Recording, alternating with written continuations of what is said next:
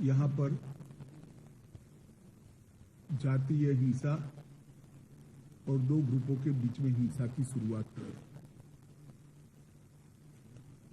विगत 6 वर्षों से जब से मणिपुर में भारतीय जनता पार्टी की सरकार आई, मणिपुर बंद, ब्लॉकेड, कर्फ्यू और हिंसा से मुक्त हो गया है। नरेंद्र मोदी जी के नेतृत्व में भारतीय जनता पार्टी की मणिपुर सरकार, हमारे मुख्यमंत्री जी के नेतृत्व में इस डबल इंजन की सरकार ने विकास के सारे पैरामीटर्स में अभूतपूर्व सिद्धियां हासिल की। ये 6 साल मणिपुर के इतिहास में विकास और शांति के 6 साल के रूप में जाने जाते हैं। चाहे सेंट्रल इंस्टीट्यूशन लाना हो, चाहे इंफ्रास्ट्रक्चर को मजबूत बनाना हो, बढ़ावा करना हो, इंडस्ट्रियल इन्वेस्टमेंट लाना हो, एजुकेशनल इंस्टीट्यूशन को सुचारू रूप से चलाकर मणिपुर को नॉर्थ ईस्ट के एजुकेशन और स्पोर्ट्स में हब बनाने की बात हो, हर क्षेत्र में शांति के कारण मणिपुर विकास के रास्ते पर चल पड़ा। विगत लगभग 1 महीने से मणिपुर में हिंसक घटनाएं हुई है। सबसे पहले तो मैं जिन दुर्भाग्यपूर्ण नागरिकों की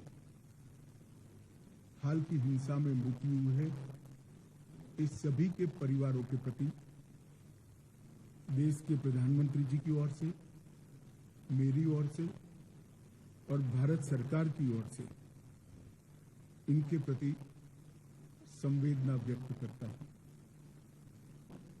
जान किसी की भी गई हो, देश के नागरिक की जान जाती है, तब हम सबको, मुझे, आपको, सभी को दुख होना बहुत स्वाभाविक है। ये 2 दिन के दौरान मैंने ढेर सारे इधर और साइड के लोगों से मुलाकात की है। मैंने ये 3 दिनों में अस्थायी कैंपों का दौरा किया है। ये 3 दिनों के अंदर मणिपुर के अलग अलग हिस्सों में, इम्फाल, मोरे, चुराचांदपुर, पंपोक्पी, सभी जगह जाकर नागरिकों के प्रतिनिधिमंडल और आहत लोगों से चर्चा करने का प्रयास किया है। राज्य के कैबिनेट मंत्रियों के साथ भी मीटिंग की है। महिला संगठनों के साथ भी दोनों ओर मेरी मीटिंग हुई है।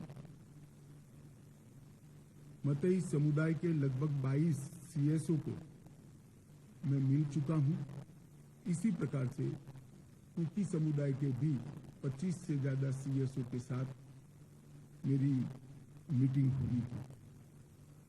बुद्धिजीवी संगठन, प्रोफेसर, रिटायर्ड अफसर, समाज के सभी वर्गों के साथ शांति लाने के उपायों के लिए और शांति की चर्चा के लिए मेरी बातचीत हुई।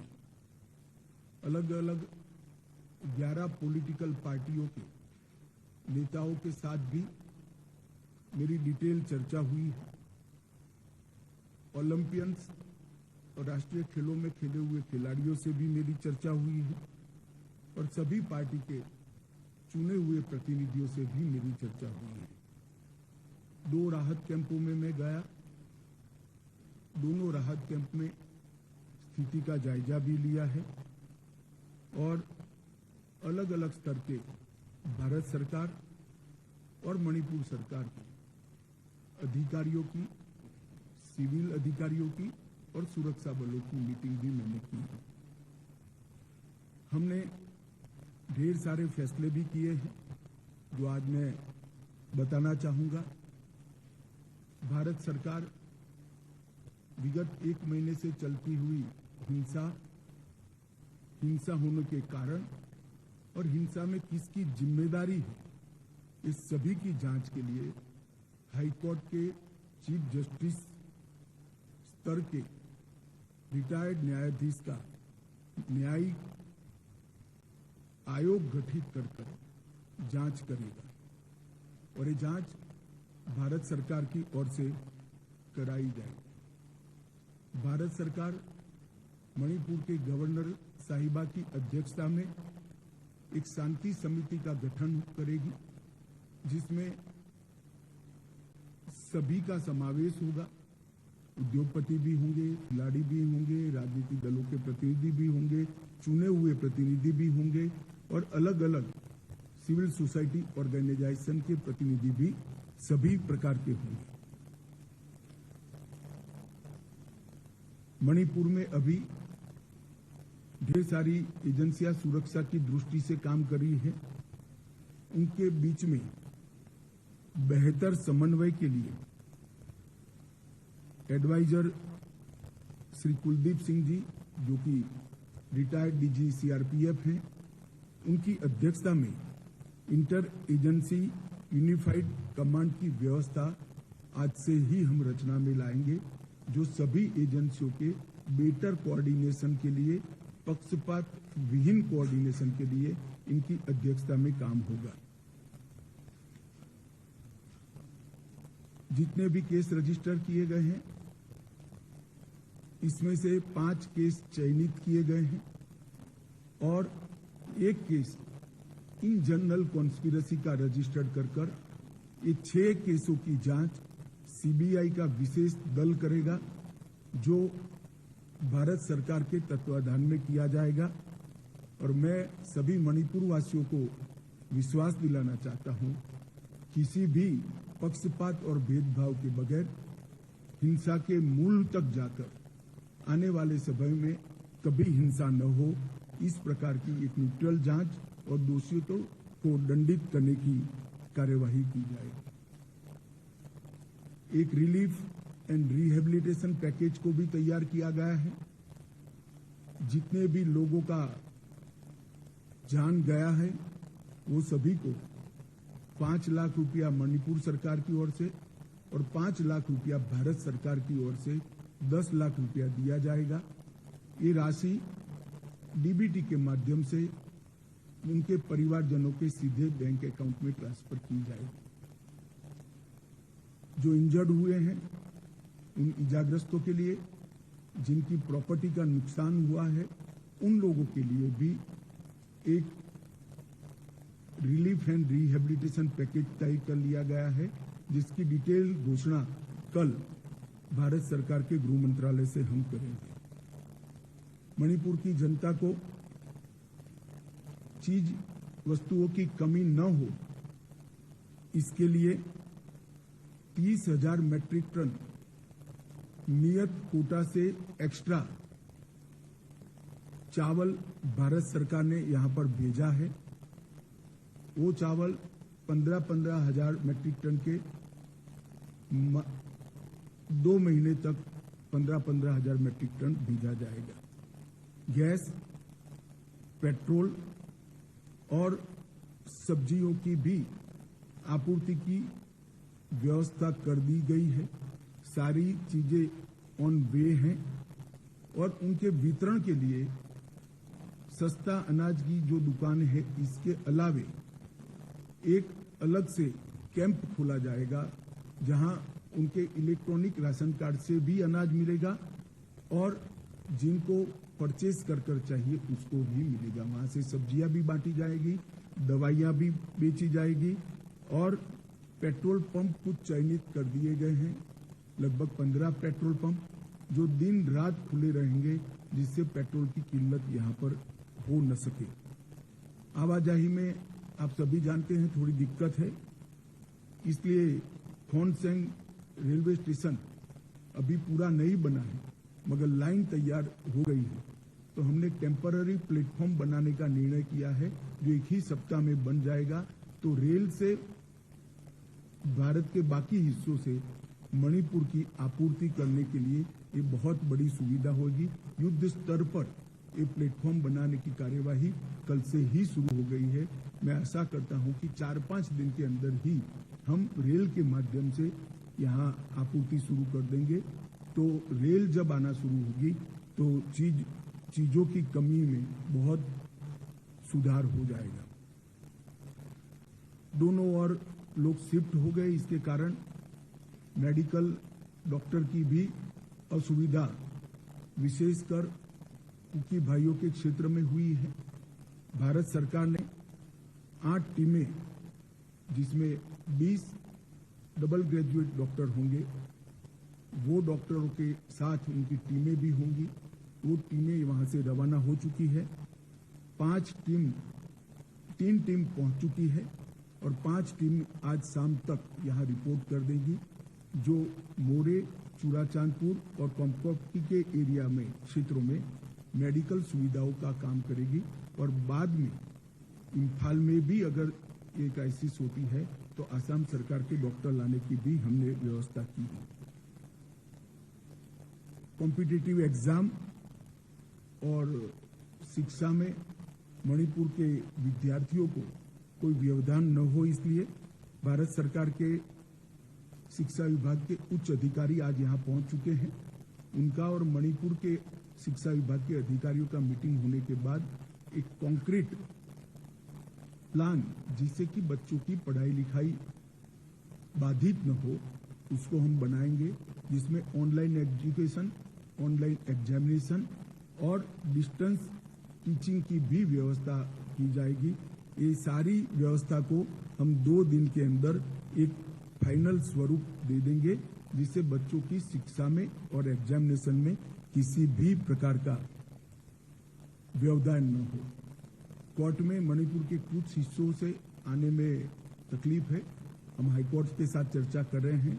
3 जगह पे वर्चुअल माध्यम से अपीयर हो सके, इस प्रकार की व्यवस्था की है, करने जा रहे हैं हम। चूड़ाचांदपुर, मोरे और कॉम्पॉक्टी में, जहां से मणिपुर हाईकोर्ट में सीधी अपनी बहस भी कर सकेंगे और हाईकोर्ट लिबरल तरीके से उनको जब तक स्थिति नॉर्मल नहीं हो जाती डेट भी दे पाएगी। इससे काम करने में काफी सरलता होगी।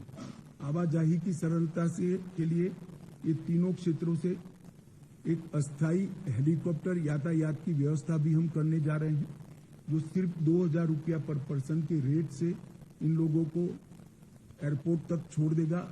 और इंटरनल ट्रांसपोर्टेशन की भी व्यवस्था हेलीकॉप्टर के माध्यम से हम करेंगे।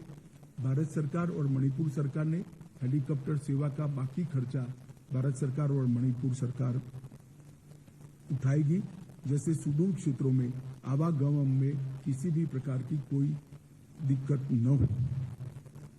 ये सभी प्रकार की व्यवस्था सुचारू रूप से चले, इसलिए एक ज्वाइंट सेक्रेटरी स्तर के गृह विभाग के अधिकारी मणिपुर में उपस्थित रहेंगे और 5 डायरेक्टर स्तर के अधिकारी भारत सरकार के अलग अलग मंत्रालय के यहां पर उपस्थित रहेंगे।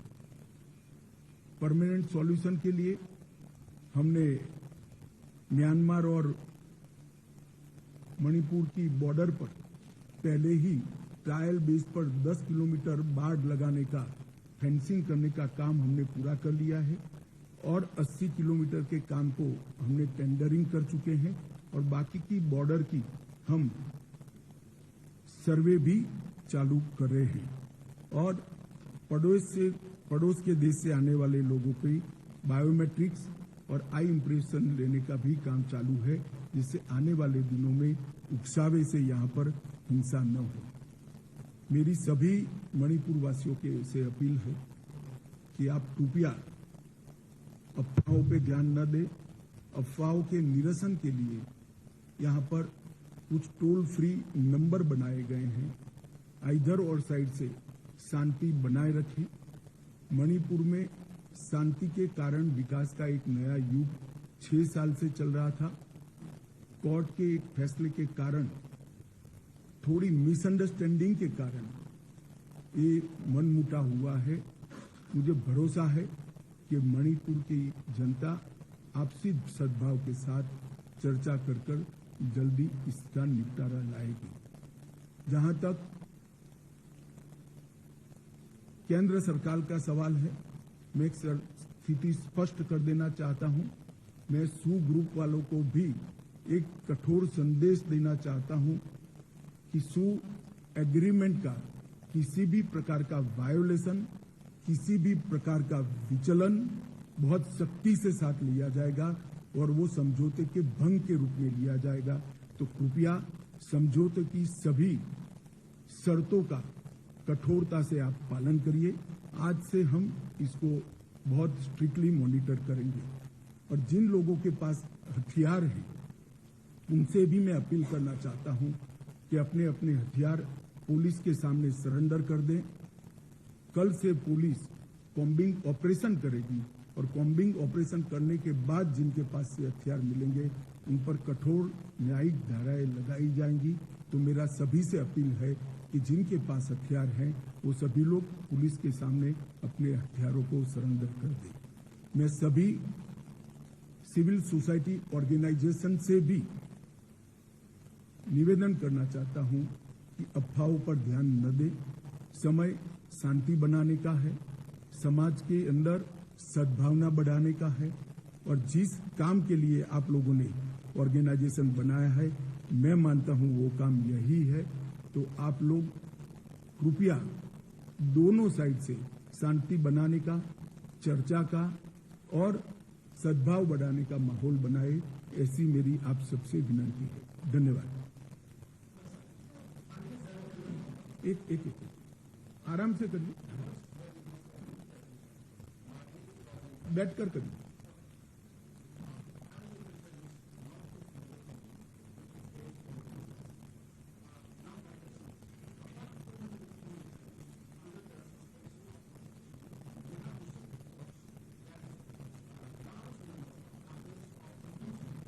एक मिनट, मैं समझ गया। मैं हिंदी में बोला इसलिए शायद मेरी बात कम्युनिकेट नहीं हो पाई। अब ध्यान से सुनिएगा। सू मिलिटेंट अगर समझौते की किसी भी प्रकार की शर्त का उल्लंघन करते हैं तो अब उन पर कठोर नहीं चाहूंगा, परंतु जो भी सूचना है इसको हम डील कर रहे हैं और कड़ाई के साथ डील कर रहे हैं। एक सेकंड मैं बताता हूं, आप बताइए। आप सबको मौका मिलेगा।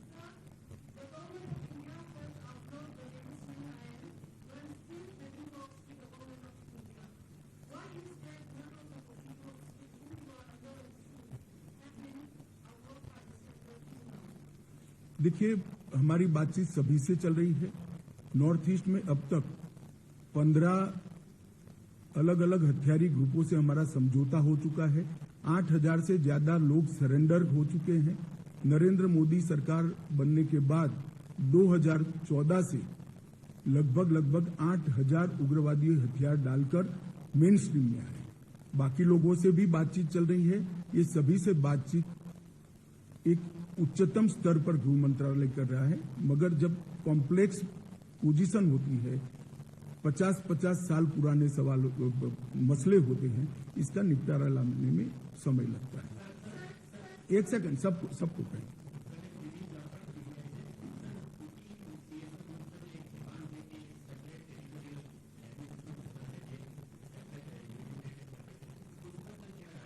देखिए, भारत सरकार ने मणिपुर की एकता और अखंडता के बारे में कई बार अपना स्टैंड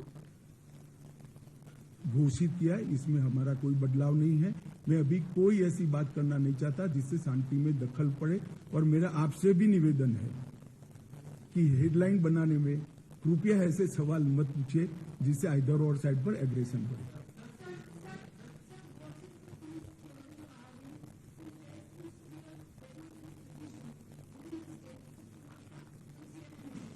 देखिए, वार्ता और संवाद यही रास्ता है मतभेदों को और मिसअंडरस्टैंडिंग को क्लियर करने का।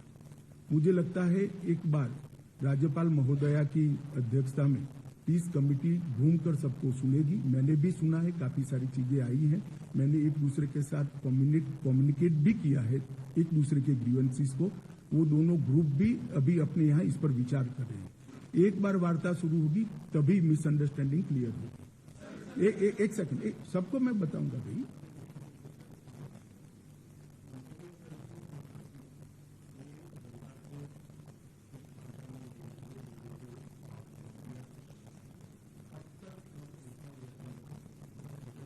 शांति होते ही तुरंत कर देंगे।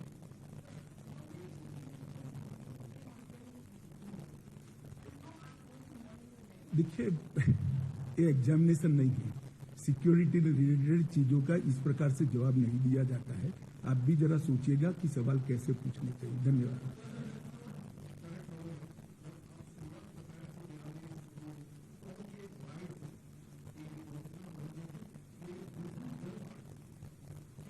चलो, ये आपकी राय है।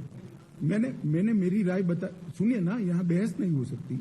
मैंने मेरी राय बता दी, आप आपकी राय जनता को बताइए। धन्यवाद।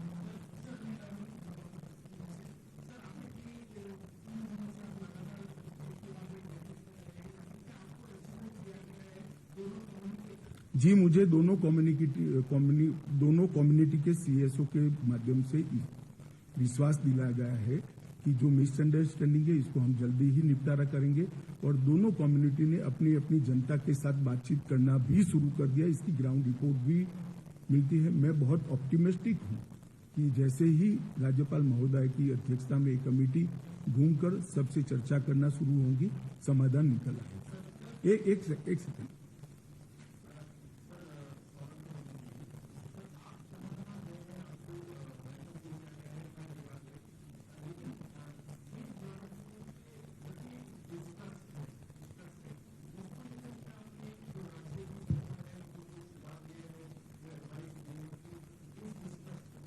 देखिए, मैंने काफी सारी चर्चा करी है, स्थिति से अवगत भी कराया है, सुझाव भी दिए हैं, मगर वो आपके लिए नहीं है, राज्य सरकार के लिए।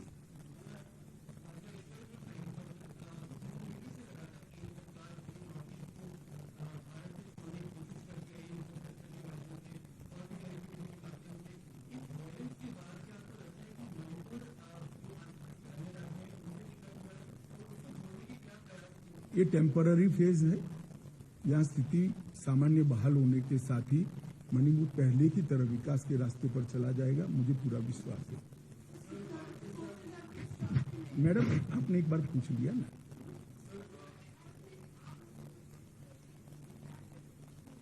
इन्वेस्टिगेशन हो रहा है, मगर मैंने पहले अपील करना चाहता था, मैंने आज अपील कर लिया है। जिनके पास भी आर्म्स है वो सरेंडर कर दे। बाद में कॉम्बिंग भी होगा और कठोर कार्यवाही भी होगी। हमारे पास सूचनाएं भी हैं। एक सेकंड।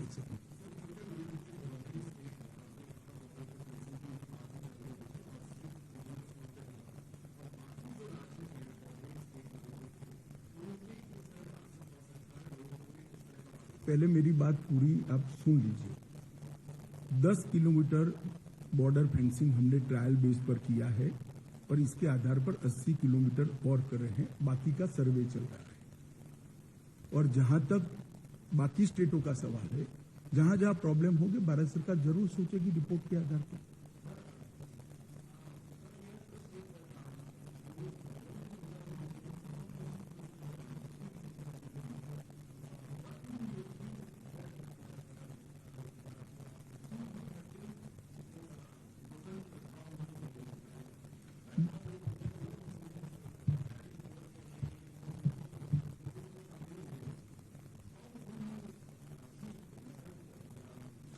देखिए, मैं समझ गया। हमारे पास जो सूचनाएं है इसके आधार पर मैंने उनको अपील की है कि वायोलेशन न करें। वायोलेशन करते हैं तभी कदम उठाने की बात है, और वायोलेशन करेंगे तो कदम उठाना चाहिए, इसमें आप भी सहमत हैं। मैंने यही कहा है कि वायोलेशन न करें।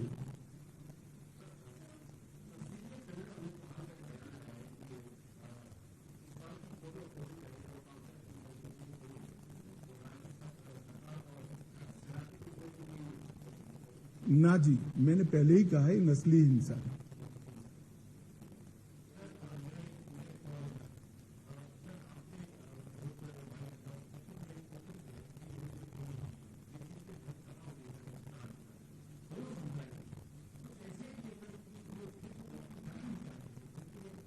हम उनसे चर्चा करेंगे। स्थिति सामान्य होने के बाद उनकी यही मंशा रही तो फिर उसके लिए भी सोचा जाएगा। मुझे विश्वास है कि स्थिति सामान्य होने के बाद, एक दूसरे पर विश्वास होने के बाद पूर्ववत स्थिति हो जाएगी।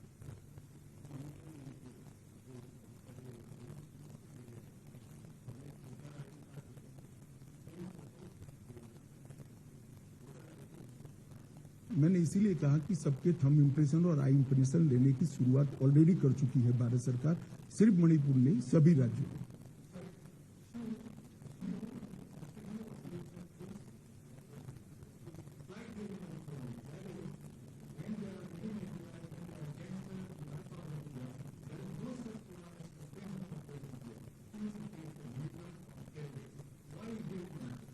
बैठिए।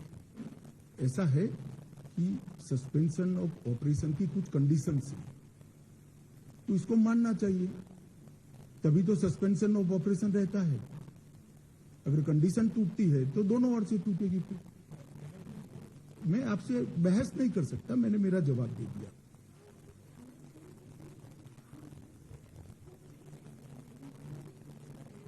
काफी कुछ मात्रा में आर्म्स आ गए हैं और जब मॉब आता है तब उस पर डायरेक्ट फायरिंग करना एक झिझक होती है। अब स्थिति सामान्य हुई है और मुझे विश्वास है कि आज मेरे कहने के बाद काफी मात्रा में और भी आ जाएंगे।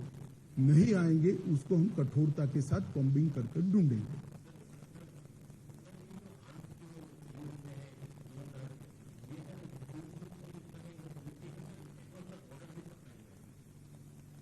देखिए, आप प्रेस कॉन्फ्रेंस में इस तरह की सूचनाएं मुझसे अपेक्षा नहीं कर सकते हैं भैया। इसके लिए आपको एग्जाम देना पड़ेगा, सिक्योरिटी फोर्स में आना पड़ेगा या तो एजेंसी में आना पड़ेगा। चले, मुझे लगता है अब रिपीटेशन हो रहा है। मैं अंत में आप लोगों को भी अपील करना चाहता हूं कि आप भी शांति हो इस दिशा में आपका रिपोर्टिंग भी कीजिए, आप सभी अपील भी कीजिए और सभी समुदायों को शांति बनाने में आपका सहयोग भी दीजिए। बहुत बहुत धन्यवाद।